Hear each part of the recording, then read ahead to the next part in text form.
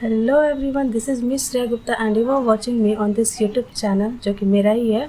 And आज मैं आपको बताने वाली हूँ कि मैंने अपने इस फिज़िक्स का जो स्कोर है वो अपना, मैं पहले अंडर 50 स्कोर करती थी, उसके बाद मैं अपना स्कोर 150 160 तक कैसे लेके गई। एंड 2024 में मैंने स्कोर किया था 170 आउट ऑफ 180। एंड अभी 2025 का पेपर जो था लिटिल बिट टफ था, तो इसलिए मैंने स्कोर किया है 120 which is not bad.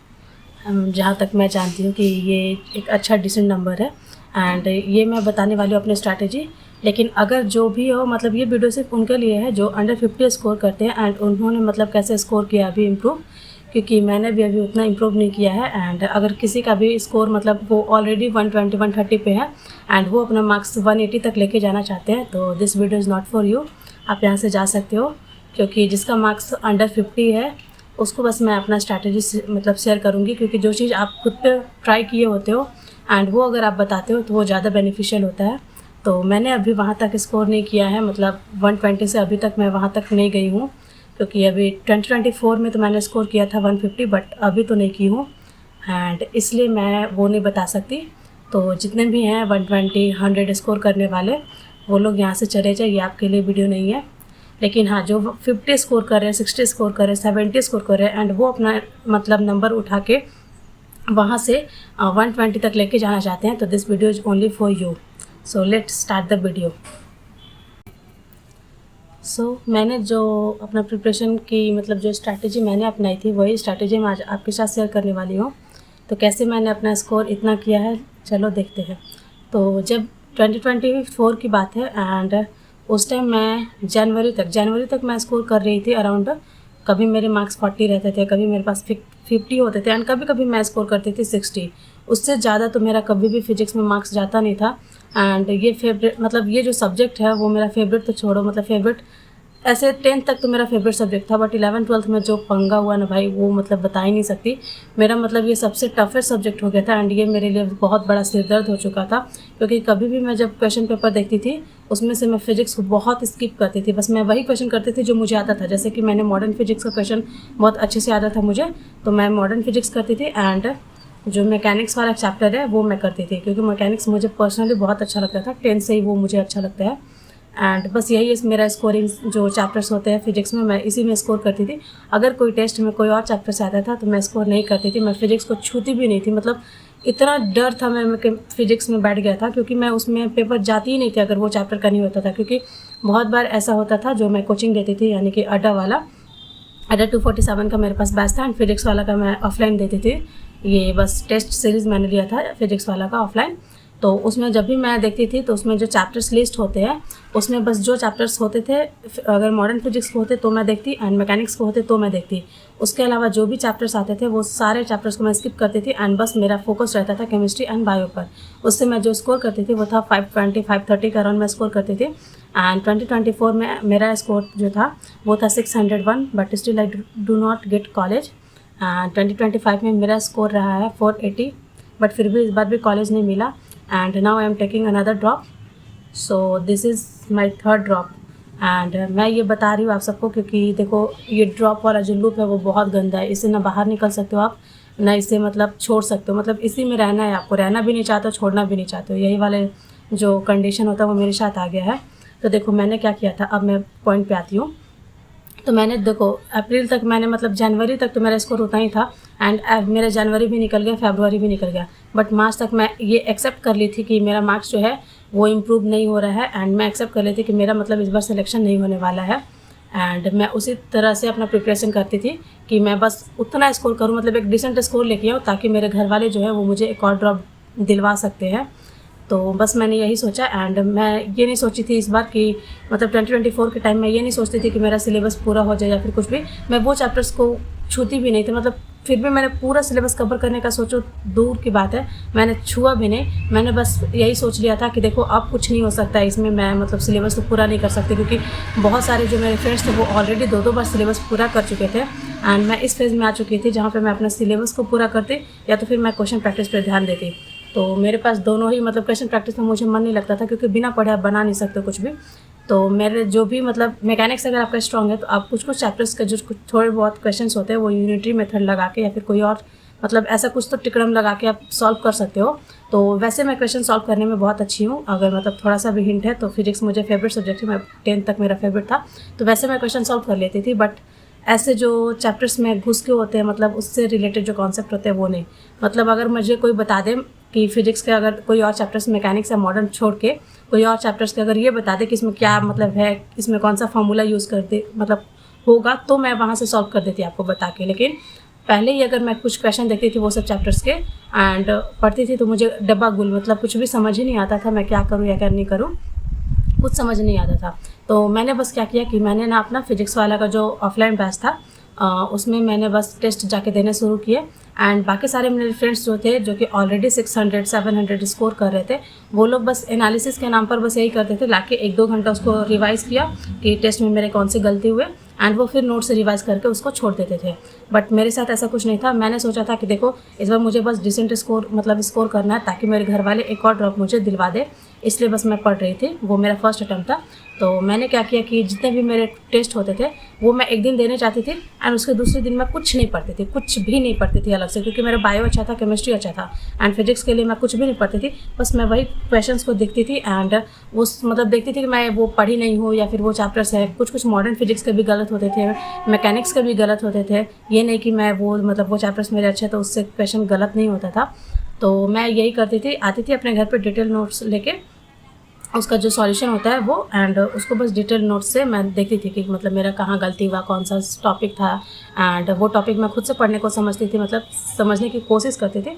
And अगर नहीं आता तो मैं अपने यूट्यूब लेक्चर्स देखती थी, क्योंकि मतलब क्रिस्प जो लेक्चर्स होते हैं ना वो यूट्यूब के टॉपिक वाइज वो बहुत बेनिफिशियल थे मेरे लिए। तो मैं बस उसको लगाती थी, एंड उसमें PYQ भी कवर होता था उस टॉपिक से, तो मैं वो कवर करती थी। एंड सोचती ही नहीं थी कि मतलब इस बार सिलेक्शन हो या नहीं, बस मेरा फोकस यही था कि मैं डिसेंट स्कोर लाऊं। एंड बस वैसे ही मैंने किया। बस जो मार्च मैंने पूरा वही नहीं किया, अप्रैल भी वही किया, बस टेस्ट देती थी एंड अगले दिन उसका एनालिसिस करती थी, टेस्ट देती थी, एनालिसिस करती थी, बस यही मेरा पूरा अप्रैल तक गया। एंड उसके बाद जो अप्रैल में मैंने फिर मतलब टेस्ट जब देना स्टार्ट किया, तो मतलब स्टार्टिंग में जब मैं जो मार्च से स्टार्ट की थी वो डिटेल्ड एनालिसिस, उसके बाद मैं टेस्ट देती थी, उतना ज़्यादा मुझे वो नहीं मिलता था कि मतलब इतना डिटेल्ड एनालिसिस करने के बाद मैं एक पेपर को मतलब 4-5 घंटे देती थी उसको एनालिसिस करने में, एंड फिर भी मेरा कोई भी ज़्यादा इम्प्रूवमेंट नहीं देखने को मिलता है। तो मैं कभी कभी ये डिप्रेस भी हो जाती थी कि इतना करने के बाद भी मेरा कुछ भी मतलब डिसेंट स्कोर भी मैं स्कोर नहीं कर पा रही हूँ फिजिक्स में, तो मैं बहुत ज़्यादा डिप्रेस हो जाती थी। लेकिन होता है यार गाइस, क्योंकि देखो कोई भी चीज़ आप सीखते हो तो जल्दी नहीं सीख जाते, उसको टाइम लेता ही है, वो एक टाइम खोजता है, मतलब जितना टाइम रिक्वायरमेंट होता है उतना टाइम आपको देना ही पड़ेगा। तो फिर भी मेरे जो दोस्त थे, कुछ अच्छे दोस्त भी थे जो कि मुझे अच्छे अच्छे सलाह भी देते थे, तो उन्होंने बोला कि देखो यार तुम तो अब उतने पे हो नहीं कि तुम वहाँ से स्कोर कर लो अच्छा एकदम कि तुम 180 एंड 150 स्कोर कर लो, तो ये सब छोड़ दो, तुम बस सोचना, बस जो कर रही हो वही करते जा, तुम्हारा इम्प्रूवमेंट देखने को मिलेगा। फिर अप्रैल में मैं 12 अप्रैल को मेरा एक टेस्ट था जो कि मेजर टेस्ट था, एंड उसमें मैं जब बैठी तो मेरा जो स्कोर था फिजिक्स से वो मतलब पहले जो 50-60 आता था उसमें मैं 150 स्कोर की, 150, एंड वहाँ से मेरा टर्निंग पॉइंट था फिजिक्स में कि मैं अच्छा स्कोर करने लगी थी। एंड उस दिन मैं इतना ज़्यादा खुश हुई थी, इतना ज़्यादा खुश हुई थी कि अब मेरे सिलेक्शन के कुछ चांसेस हो सकते हैं। तो मैंने फिर पूरा टाइम बस यही करना स्टार्ट किया, क्योंकि 1 महीना तो बचा था, अप्रैल हो ही गया था एंड मई बचा था, मई में एग्ज़ाम ही होने वाला था, लास्ट टाइम चल रहा था, 12 को मैंने दिया था पेपर। तो मैंने बस यही किया कि अब मैं जो टेस्ट दूंगी वो 2-2 दिन पे दूंगी, मैं एक दिन पे अल्टरनेट वे पे नहीं देती थी, मैं 2-2 दिन पे देती थी।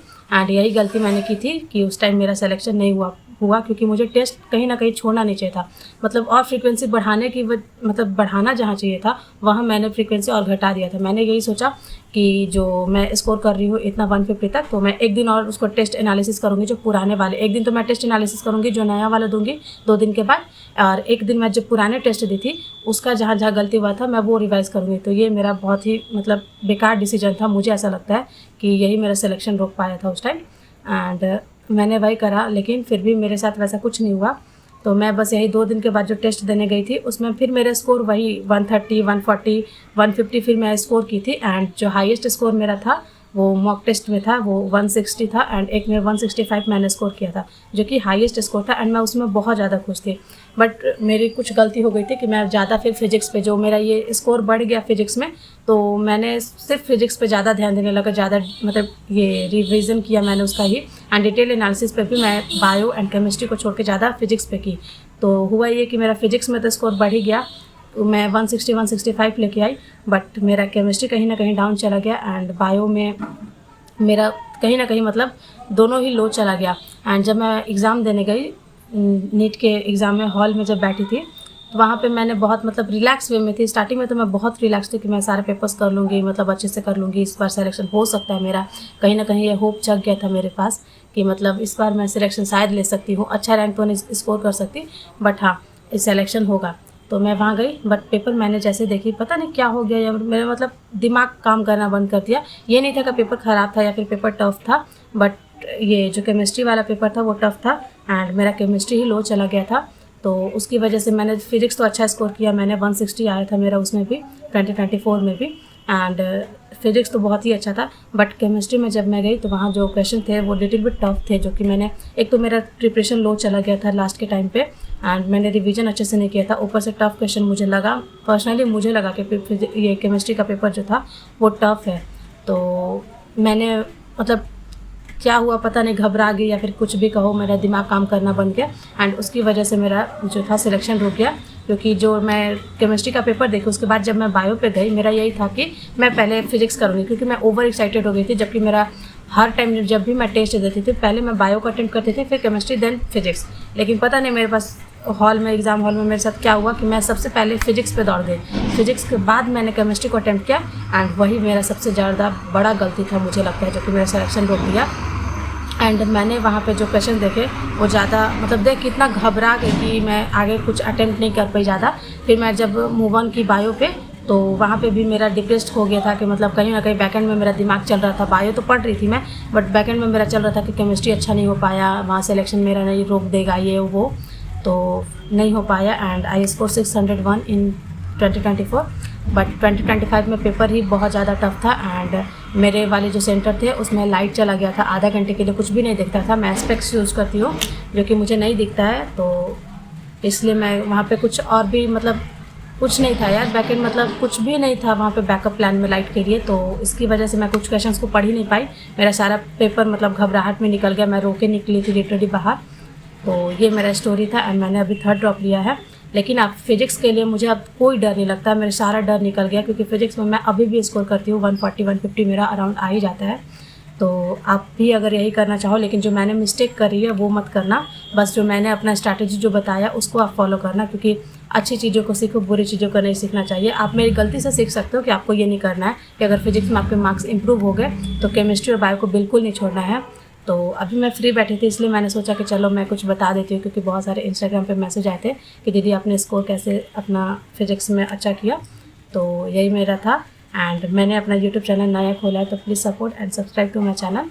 मैं अपने इंस्टाग्राम पे तो अभी शेयर नहीं की हूँ यूट्यूब वाला चैनल, बट जल्दी मैं शेयर करूँगी यार, टाइम ही नहीं मिलता है, पूरा कोचिंग हो जाता है, हेक्टिक मतलब स्केड्यूल है अभी, तो उतना ज़्यादा नहीं कुछ कर पाती हूँ। तो अभी नया यूट्यूब चैनल है एंड इंस्टाग्राम पे भी मैं उतना ज़्यादा एक्टिव नहीं हूँ, बस मैंने कल खोला था तो उसी में देखा, बहुत सारे कमेंट्स आए थे।